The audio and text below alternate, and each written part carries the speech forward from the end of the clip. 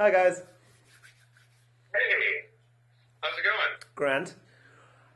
I'd like to welcome you to Speakin Geek for to interview yourselves. Thanks. Wonderful. So just to start off, Whitney, what's it like? Not parodying all these kind of stories, but telling them in maybe a new tale and a new twist. Well, I've always loved parody. Weird Al Yankovic is definitely one of my idols. I think it's a great way to kind of, like you said, put a new twist, give your own perspective, make fun of things while still sometimes being respectful and sometimes not. So in this, I've done parodies before, and I think in this particular case, there was definitely stuff I wanted to say about the old school princesses versus the new school princesses, or in some of these later ones, kind of, just female characters versus other female characters, and talking about, they're products of their time, and we're now in a different and hopefully better time. And the thing is, do you feel like with all of your rap battles, you point out a lot of kind of, I suppose you'd call them flaws in the originals.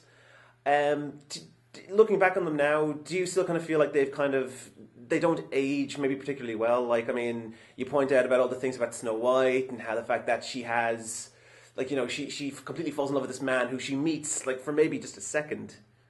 Do you feel like that's the kind of thing that maybe it's gotten a bit dated compared to characters like Elsa, who doesn't need a man, and Mulan, who also she's just a very strong female character. Definitely, yeah. Speaking of which, I'm going to introduce Steve Gossett, my co-writer, co-producer, co-director. He also edits the rap battles. He's a total badass. Is there swearing on this podcast? Oh yeah, go all out. You're at an Irish podcast, so you can do whatever you want. Wonderful. Yeah, I think you did pick up there. When you're doing a rap battle, you're often looking for a flaw or something to exploit. That's sort of the nature of the game. And some of the older princesses were so flat and so two-dimensional that even though they still, the picture quality still looks the same, they haven't aged well. Yeah. Yeah. And Steve, how do you find, how do you and Whitney, I suppose, choose what princesses to go for, and maybe what princesses and characters to maybe just leave for a little while? What's the kind of vetoing process going through your minds when you're picking the next character to do a rap battle for? Well, the first one was all Whitney. That was all her decision and sort of her pairing things up. And from there, we started getting a lot of feedback. So we will take a combination of what's in the comments and what people have sent to us. And we'll see, there's a lot of things that people will suggest that we've never even looked at. But we will take a few from the top and start figuring out what makes sense from that list. And we will, both Whitney and I will sit down with a list and sort of do a pros and cons and try to come to some consensus on what makes sense. Because even though it does seem like you can just throw any two people in, for us, there needs to be something specifically that is the story that's being told across this, or what's the point. For example, in our most recent one, it was that Cinderella comes from a meant-to-be scenario where people are like, I've faded, I do this, and Belle was more of an earn it, or not a love at first sight, but a different view. So the opposing viewpoints is what we will often look for. And the other thing is, who do I want to play? I get to be in all of them. So there's also a part of the process where we go, wait, who do I want to be? And I'm very fortunate that I get to incorporate that also. Yeah, and we try to, for example, you mentioned Mulan, which is great. We're probably not going to have Whitney play Mulan. I would be a terrible Mulan, and I would never attempt. You get Ming-Na Wen to actually do her. That'd be great. Oh, and that would be amazing. That would be amazing. After in a heartbeat, yeah, of course. Yeah. But there are a lot of people, but it's a matter of now where who can we fit in? We have an abundance of things we want to do, and the good news is we have apparently as much time to make them as we'd like. Yeah, that's how it works, right? It's not like you're and everyone wants a new video every day. That's not how YouTube is, right? No. And I mean, how do you feel about How do you feel now with Disney films now, with the way they're addressing that kind of issue that maybe was from back then? Like, I mean, have you gotten to see Cinderella yet? We did. We actually invited everybody who had worked on any of the Princess Rap battles to join us for cocktails and then to go see Cinderella and, of course, see the Frozen short right before it. So a bunch of us went and saw it. I think as far as the new animated films and a lot of the kind of from Belle on, from Beauty and the Beast on, Linda Wolverton definitely has that, like, positive modern perspective and has, from what I've heard and read, fought to make sure that, Belle was an interesting, well-rounded, smart person as opposed to some of the previous ones that weren't. I think no matter how you dress up Cinderella and how much of a modern spin you try to put on it, it's still ultimately that old story about somebody that's not really in charge of her destiny. True. So I'll be very interested to see what happens. You get Maleficent, and I'll be interested to see what happens with the live-action Beauty and the Beast and kind of what they do with that. But they're doing a pretty good job. Yeah. We saw the new one, and so as part of our research, we really sort of dive into all this. And seeing the new one, I thought it was very pretty. And it was very interesting to see, a lot of the performances were good, but it still is, Cinderella's a 20-minute story that they try to stretch out to, full theater length, and they had to throw in a bunch of scenes that don't mean anything. I looked at the trailer, I was like, oh, sweet, there's going to be sword fighting. No, there's literally one scene. There's one scene. The princess is like, yeah, I'm sorry, I just can't sword fight. I met this girl this one time, I'm sure I'm going to marry her by the end of this movie. And it's for the boys. It's trickery. All he wanted was some sword fighting. I thought, well, maybe they're gonna go in a direction on it, but it's still tough when a lot of the basics are still there. I mean, it's well acted, very, very pretty. It's a good dance number, but we walk out and we're still like, well, maybe that's as far as they can drag a story that is from a previous era if you're trying to make. And you said there that when you go into the process of choosing the next rap battle, you go into extensive research. How far do you go for a character like that? Like, say, for example, Cinderella. She has so many iterations and so many different people and actors and that have played her. Do you go to every single version to see what things you can kind of take out and kind of make jokes of, or do you just go for the Disney iterations of her? Well, we do a really deep dive. We consider everything, but then we end up taking what we think is the relevant one. There's been probably 20 versions of Cinderella within the last 150 years, and we like to go back to a original source if we can get there, whether it's Grimm fairy tale or or if it's even older, because the shoe story is even older. So we took a look at it and we tried to find a way to make it work, but eventually it's we have to hone in on what we think is the important story and pick and choose from the different. For example, we took some from the new movie and some from the Disney movie and some from the older tale. Cutting Off Toes comes from the older tale. Yeah. The sort of the dress that we put her in was from the new movie, and some of the old fat fairy line was definitely about the version of the Cinderella version from 1950. So we really do like some of the fun stuff. Really is the research, but it's a matter of how much time do we have and what's the payout for going into that. Like we went deep enough to sort of understand. What's interesting, at least to me, is that Aladdin to me is actually the Cinderella story for a guy. Then all of a sudden, out of nowhere, he has this heart of gold, but he's put down upon by the world. And in the middle of the movie, there's a Deus Ex Machina where, out of nowhere, somebody shows up and starts granting wishes. Yeah. So he can be dressed up in such a way that he can look like a prince and win the princess's heart. Because without a flying carpet, he'd never got a girl like that.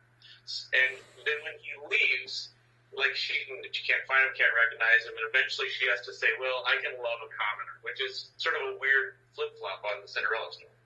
Yeah, Steve, you blew my mind just there. Aladdin is a male Cinderella. My God. Have you actually?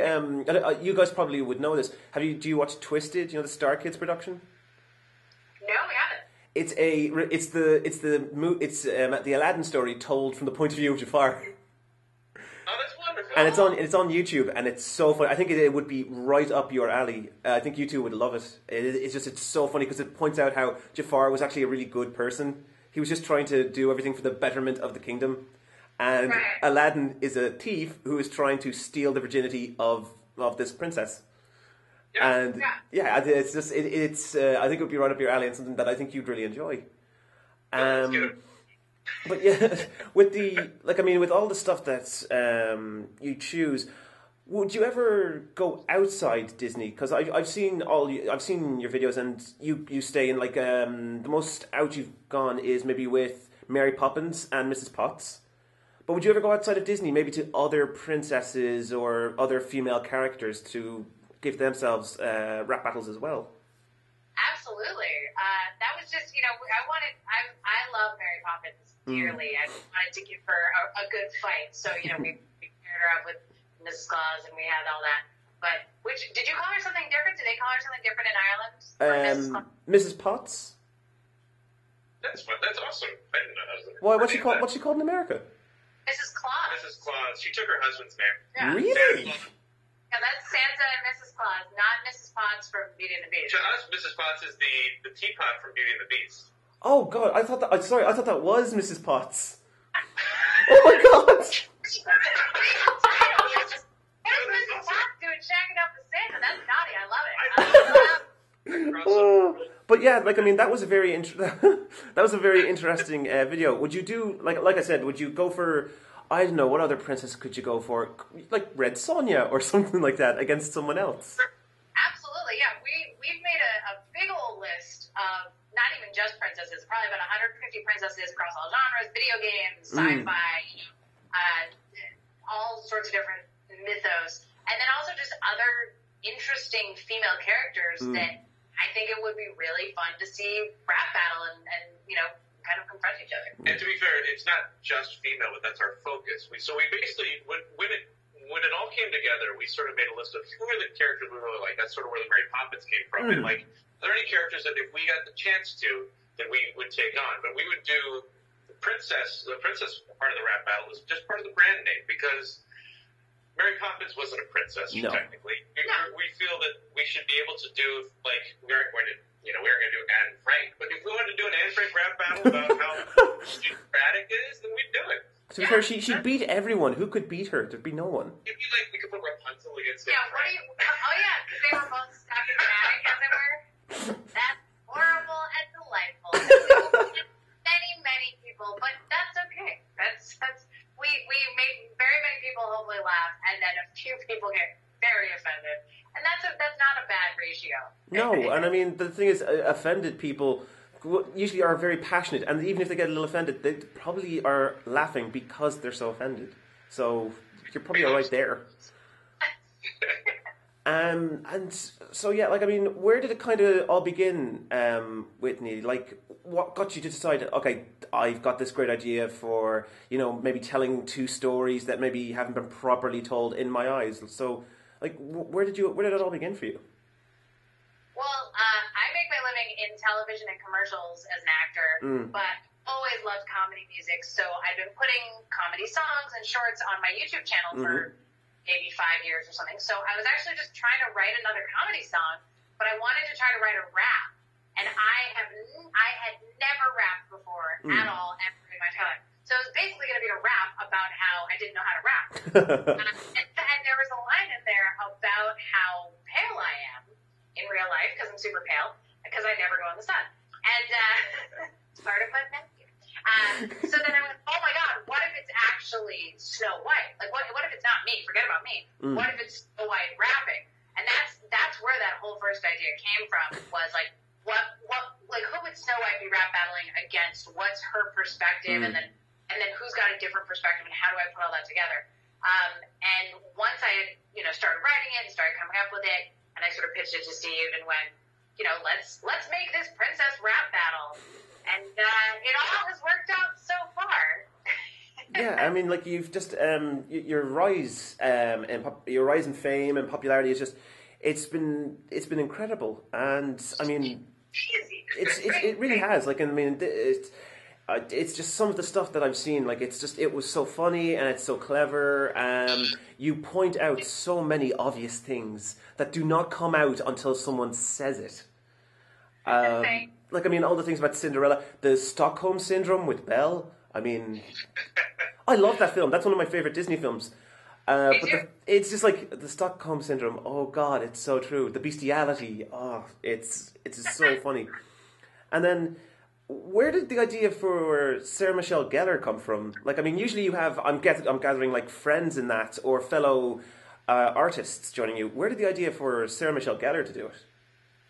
Well, she's definitely a fellow artist. She's very talented, as everybody knows. But no, I did not know her before all this started. She actually tweeted the first rap battle, the Snow White Elsa rap battle, and Follow Friday'd me, and had tweeted some funny memes about Cinderella being a badass. So I knew that she at least knew about the series. So when we knew the Cinderella movie was going to be coming out this month.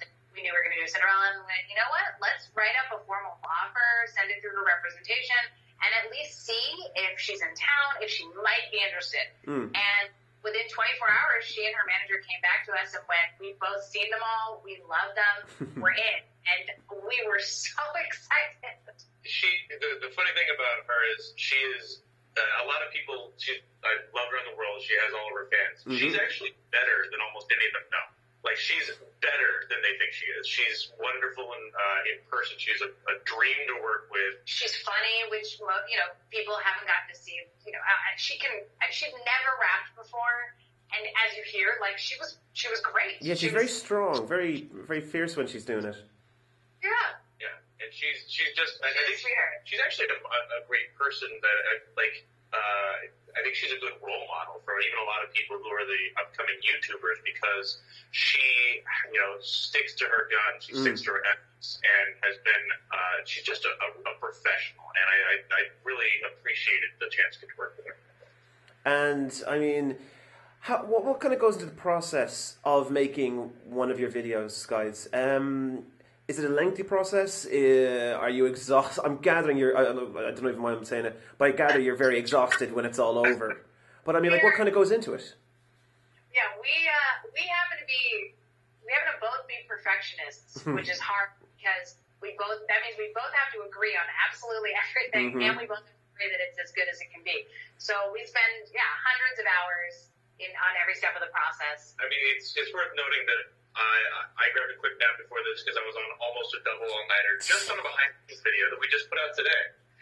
Right, because the issue is the two of us do almost everything. Now, obviously, we have a huge team that comes in for the huge meeting, 20 to 25 people. So not huge in Hollywood terms. Production day. For the production day. And, of course, there's lots of talented people on camera and off who are helping with every stage of production. But the bulk of the hours that are spent are the two of us stressing about every single detail. So, right from the idea stage through to writing, Well, let's walk through that just a little bit. So let's walk through it. Yeah, so, shall we, everyone? So just walk me, just walk me through it.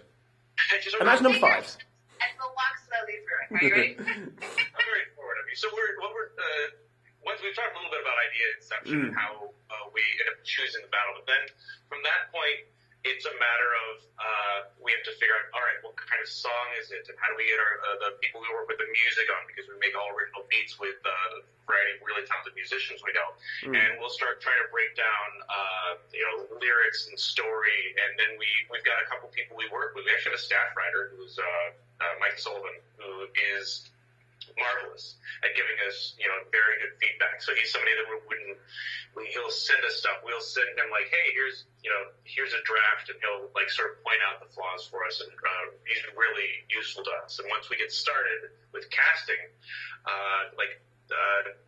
often Whitney will take on and be like, all right, we're getting so and she's very knowledgeable about been acting her whole life. She's like, all right, well, we're looking for this kind of actor. We're going to do this, and she'll work with Sarah, our wardrobe girl. Yep, Sarah Jean is our costume designer. She not only has pulled or found a lot of these costumes, she's actually made a bunch of them. Like, she herself has, she sewed the Cinderella dress and the Buttercup dress, and the most recent one, she created the Galadriel dress, and the second one, from scratch. I think she did Mrs. Claus. She's done a bunch of the accessories. She has a wand, where she just waves a wand. Yeah, she maybe matches, because she is astonishingly great. And anything that Disney princess costume. A friend of ours who runs a princess party company, where they go to parties and she was very kind. That's so cool. So, right? Yeah. Oh. Yeah. So. So then we said, so we're doing the costume, we're doing the casting, we're figuring out the location, we're getting the permits, we're kind of handling everything. We also have to do, once we've reached out, we have to start doing the recording, put together scratch tracks, and crew up for the time. And basically everything converges on a single day where we show up on location with food and our people, and we get everything set up. And we basically got that day. All of our shoots have been basically one day. Yep. I don't even think we've gone over on anything. And so we shoot everything in the day. We need to make sure we get all of that. It's a lot of fun, but it's very, very stressful. And once we're done with that, that's when the real drudgery begins, because then it goes into post-production, which usually takes us several weeks. And on some of the more recent battles we've had, we've actually reached out to some people we know in the community to help us out. For example, Whitney, tell about our rooftop shoots. I will tell them. Because I know everyone's dying to know how we did Mary Poppins versus Mrs. Claus. Originally, just like the other ones, we were going to shoot it on an actual rooftop, on a real location. We found out it was going to rain 4 days before that shoot. The entire week it was going to rain here in Southern California. Yay! So we rented a green screen studio. Yeah. We bought that tar paper flooring. We rolled that out. We rented the low fake brick walls from, I want to say, an ABC soap opera. They've been on soap opera. Well, we had to do it that day because we secured Jim O'Hare, who's a wonderful talent, played our Santa Claus. He was fun, but he had to go do the series finale for Parks and Rec. So we had that for one day. So we were like, it was like 2 days after. But we everything's been planned for this rooftop. Everything's planned. No rooftops available. You're fucked. So we were like, well. We're like, I guess we can make it on a rooftop, make the background, and we'll figure that shit out when it becomes time. So right. So when it came time, we brought on a friend of ours named Mike Manischewitz, who is a very experienced visual effects artist, and it was mostly him. Steve still does a lot of the editing, but as far as actually turning that green wall into a living, breathing city behind us, that was Mike, and he put in a lot of work to make that happen, and we're very proud of how that actually looks, considering that none of that was there. Because it does look very convincing. Like I thought it looked very good. Nice. It's interesting trying to put together a city when there's none. Yes. And I think we may have actually was part of that. There's different elements. Like a lot of the buildings in that, it's tough to see, but they actually move independent, so you don't notice how weird it would be if it was just like a single flat image. But Mike is a skilled filmmaker. He does visual effects, but he's a director. He's another do everything. I mean, we're lucky to have met him out here in there's a film group called Channel 101 that does a monthly film thing, and a lot of really good talented people that I run into, including Whitney. That's how I ran into Whitney out here. It goes through Channel 101. It's nice to have a group of people like that. And anybody, anywhere can submit to Channel 101. I don't know why this turned into an ad, but it's like a mini film festival every month. And if you make a show for Channel 101 that's less than 5 minutes long, just go to channel101.com. There's an email address, or you can put it unlisted on YouTube or Vimeo or whatever. And if it gets chosen, it gets screened at the Downtown Independent Theater here in LA, and a whole bunch of people go and laugh at it. Or if it's not funny, they might still laugh at it. It was really fun, and I'm proud of you. That sounds really great. That sounds like and to be endorsed by like a YouTuber like yourself, that's a great thing for maybe anyone who wants to maybe start down that line. Yeah, I mean, obviously with YouTube, anybody can you can create anything, you can put it right out there. With this particular little festival, there's a lot of people who are working in film and television, so it's kind of, sometimes you can make connections. That's how I met a lot of the people, like we said, that's how we met Mike Manischewitz. But I did a lot of that when I first moved to town, and a lot of people who are now famous came up there. Randall Park Randall is now on Fresh Off the Boat. He was in the interview that they tried to block because Kim Jong-un was upset or whatever. Nice.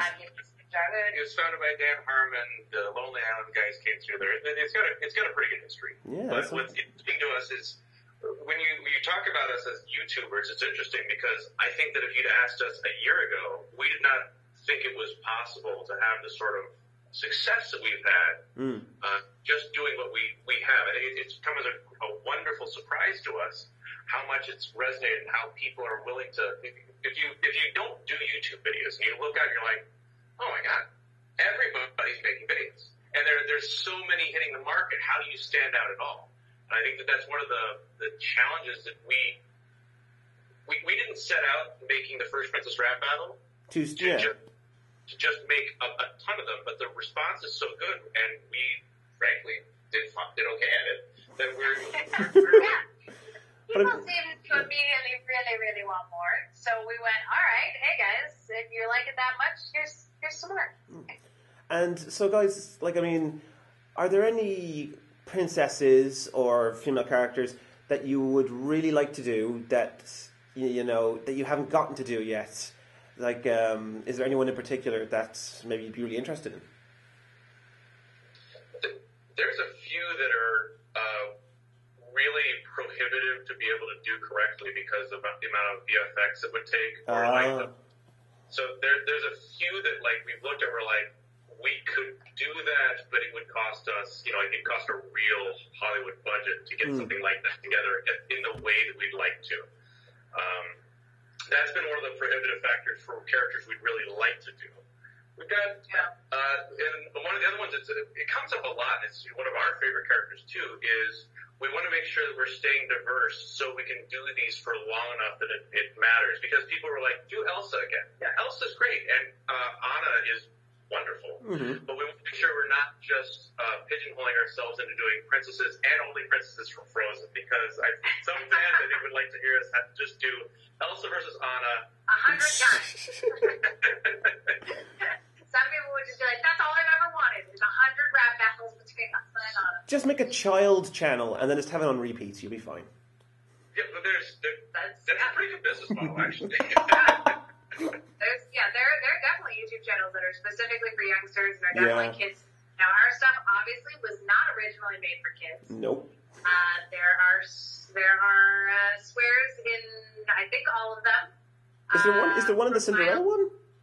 No swear. All right, there's no official swearing. There's some sexual double entendres. Yes, that's that one relatively works safe. It's work safe. I don't know how kid safe it is. It depends on your kids. It's fine.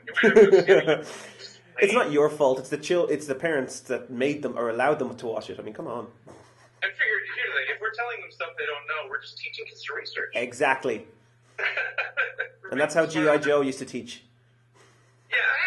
Right. Knowing is half the battle, right? They're learning new words. They're learning how to be strong gals. Talk about one of the interesting things that I don't think other people know, but it blows us away every week and every time we see one.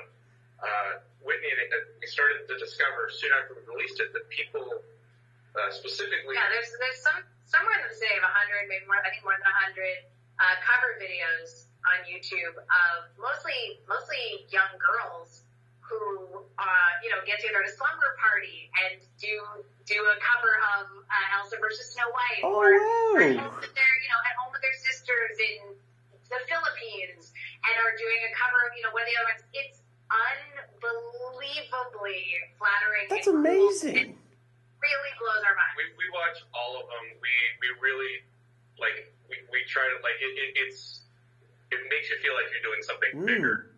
You connect with people. It's not just a view or a click or a subscriber. It's a real person, and you move them. And this is at that time their favorite song, and they got together and they actually put it out there, and it's a wonderful experience. It's a total honor, and as I've said before, I'm a woman, as you might have guessed. I'm a woman, by George, and that's my line. I'm a woman. I feel strongly about equal rights and all those sorts of things, and I'm also very anti-violence. Now, obviously, this has some all of these have a little bit of cartoonish violence, and it's a girl fight, but ultimately, I think, like we were talking about earlier, it's actually about why women and girls should feel strong in their own skin and empowered and like they can stand up for themselves. And so when I see little girls that are, you know, getting a little bit of attitude so that maybe the next time somebody really does confront them or do something inappropriate or, you know, say something, yell at them on the street or whatever, which unfortunately happens a lot to women worldwide. Yes. Maybe they'll be able to stand up for themselves. And that's like a big, lofty kind of thing that is really not necessarily affiliated with making silly videos, but if it happens even once, that's all you need. Yeah. Some people laugh, then I'm so excited. And I mean, you were saying it there about the videos. Where's the furthest you've seen one of these show up? Like you said, the Philippines. Is that the furthest? Yeah, we're really big in the Philippines for some reason. I don't know why. I'm delighted. They have a big karaoke culture there. That's true. Yeah. Yes. There's good ones in Europe. Yeah. There have been several good ones there. We haven't seen much like made in Russia or anything. It's there's yeah, our demographic show. I think our videos have been watched in every country in the world, including both North and South Korea. Which I guess it was like a censor who must have watched it because otherwise I don't think you get YouTube. And we want to make the censors laugh. I watch these girls kick ass in Saudi Arabia and Egypt, some places where girls don't get to kick ass in public. I hope so. And so like we're I suppose we're gonna have to wind down now, but I just wanted to say to you. When, you know, Sarah Michelle Gellar was with you guys for Cinderella, a lot of people have asked us on Geek Ireland, was there ever talk of a Buffy rap battle? Yes. Yeah, before we had any idea she was going to be in one, Buffy was definitely already on our list, especially if it was something where she could go against somebody weak and kick their butt, you know, and then maybe go battle somebody stronger or something like that. But then obviously when you actually have Sarah, yeah, immediately on set and just in the comments and everywhere, people are like, well, what about Buffy? Now, I don't think you can have Sarah play Buffy. There's probably something contractual where there's usually something where you can't play that character, you can't satirize your own character. But now it's sort of maybe start a chain of, you know, Buffy came in to play Cinderella, so now maybe, you know, maybe Lucy Lawless can come in. Oh, that'd be amazing. Then out play Buffy, and then someone else can come in and play Xena. Who knows? Yeah, we'd love to work within that, and I think that credit Joss Whedon and everybody who worked on that show for taking, you know, the high school cheerleader character and making her a real force. Yeah, like we think it's great, and Buffy was at the top of our list anyway. We just, you know, we've only made 4 of these. They take a long time. They can take weeks to make just because but the quality shows. Yeah, exactly. Okay. But yeah, we're Buffy is one of the best modern female stories, and we'd love to have a chance to tackle it someday. Yeah. Right, well, guys, listen, thank you so much for joining us today. Would you like to just drop just a little link to your page, just so everyone can know where to catch you when they're looking to see some empowered women? I love that. Yes, for empowered women. See Whitney Avalon. Yeah, I mean, if you just search Whitney Avalon on most of the sites, you will probably find me, but I can rattle off some URLs. The main one is youtube.com/Whitney Avalon. That's where the Princess Rap Battles live, as well as, you know, some of my other comedy songs and shorts and the behind-the-scenes videos if you want to do the karaoke and rap along, or all sorts of magical things that are on the way. That's where you want to be. I'm also Whitney Avalon on Twitter and Tumblr, and I'm Whit Ava on Instagram. I was too late. It's too late, you guys. And I'm Avalon Whitney on Facebook, so just, you know, you can find us, and we would love to hear from you. Join in on all those places. Let's talk about geeky stuff, you guys. Yeah. We didn't even talk about anything geeky. Steve here was a chess champion. He was sent to Japan as a professional Magic the Gathering player. Whoa, really? Serious gamer. I still run D&D games. Oh. I run a D&D game out here that's been in the same world for the last 20 years. 20 years of a D&D game? But it's Well, the different players, same different world. players. I moved from, second edition through third, 3.5. I didn't go through Pathfinder. I ended up going to fourth edition, finding a nice home there. I know there's a lot of people talking very good things about fifth edition. I've got... Yeah, but I've heard a lot of people stay in fourth. I really... Because it's sort of... if you get really familiar with the system, you get good running. Anyway, what I'm saying is I have tons to say about geekery, but right now the interesting thing really is the rap battles, but I still, like... But we'll get you back another time. We'll just leave Whitney alone. We'll get you back. I'm a geek too. My dad's a computer software engineer and taught me basic programming when I was 4. And I code my own website and I type 105 words a minute and I create puzzles that have been published in various national magazines. All right, Whitney, we get it. God, you're God. Oh. But I love it. You guys. So okay, so. Credit for being such a geek my whole life. Well, I mean, like, to counter that, to try and counter that, just, I don't know, you guys might not know, but they're doing the Dublin International Film Festival right now in Ireland, and on Sunday, we're recording this on Friday, on Sunday, Julie Andrews is going to be 2 feet away from me. What? You win everything. She's accepting an award. Kenneth Branagh was also there. I got to interview him. Russell Crowe. It's been pretty amazing, and I can't wait to meet Julie Andrews. So, and Alan Rickman is also here in Ireland. Well, if you see Kenneth Branagh again, let him know that I thought he did what he could with the Cinderella story. Yeah. Ask Julie Andrews if she's seen the Mary Poppins Princess rap battle. I will ask her that. No, I'm serious. I'll ask her that, and I'll tweet you when she gets the answer. Perfect. That would be unbelievable. That's wonderful. From what I've heard, she's an absolutely lovely person. I'm sure. I have no doubt. But that, who knows if she's seen the naughty version of But I would be so honored if she'd seen even a moment. My goodness. That would be incredible. Well, congratulations. That's going to be super cool. Yeah, well, guys, listen. Thank you so much. It's been an absolute pleasure. And I can't wait to see what you guys do next. Maybe a Game of Thrones. We've been considering it. Some of that's filmed in Ireland, yes. The north of Ireland is basically, where all the sad scenes look, like really all the dark scenes. Oh, yeah? That's all us. Good job, you guys. Good job, Ireland. You go, dark Northern Ireland. All right, well, listen, guys, thank you so much. And we'll be sure to tweet you when this goes out. Awesome. Thank you. It was our pleasure. All right, thanks, guys.